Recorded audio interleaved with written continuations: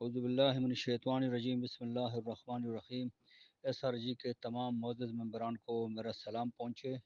آج ہائرنگ کی ڈیٹ تھی اور لیکن پھر سلسلہ ایسے ہوا ٹھیک ہے کہ ملکی حالات اس دن بھی آپ کو یاد ہوگا کہ کسی بھی قیدی کو نہیں لایا گیا، کیونکہ روڈ پہ بالکل روڈ کے اوپر جو سری نگر ہائی وے ہے، اس میں I-9 کے بالکل سامنے ادھر جو ہے نا وہ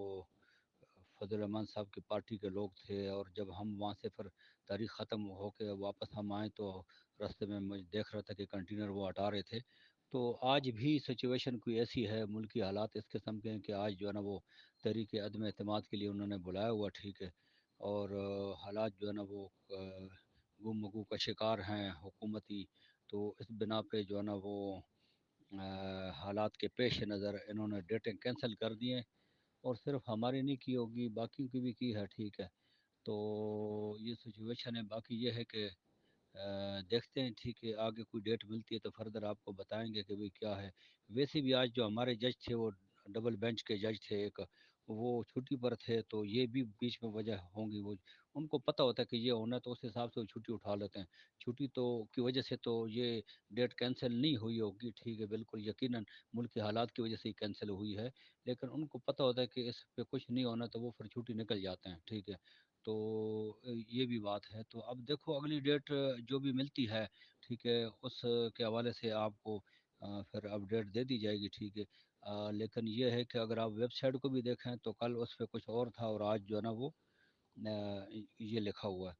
تو بہرحال اب امید لگا، آج امید تو بہت زیادہ تھی ہمیں ٹھیک ہے، بہت ہی زیادہ امید تھی کہ آج کچھ نہ کچھ ہو ہی جائے گا ٹھیک ہے، لیکن جو اللہ کو منظور ہو، ملکی حالات بھی اس قسم کے نج پہ پہنچے ہوئے ہیں جس کی وجہ سے یہ ان کو کینسل کرنا پڑا ٹھیک ہے۔ تو اب نیکسٹ ڈیٹ کا انتظار کریں گے ٹھیک ہے، اور یقیناً رمضان کے درمیان میں کوئی ڈیٹ آئے گی، اور اس میں پھر جو بھی سچویشن ہوگی وہ پھر آپ لوگوں کے گوشت گزار کر دی جائے گی۔ تو یہ ہے کہ ابھی اگلی جو پرلئی عدالت ہے ٹھیک ہے احتساب کی، اس میں تو ڈیٹ آلریڈی جو ہے نا وہ اگلے مہینے کی 12 تاریخ، اپریل کی 12 تاریخ کی ڈیٹ ملی ہوئی ہے ٹھیک ہے۔ تو اس ڈیٹ میں یہ ہو گیا پیچھے کہ بھی چلو جو ہماری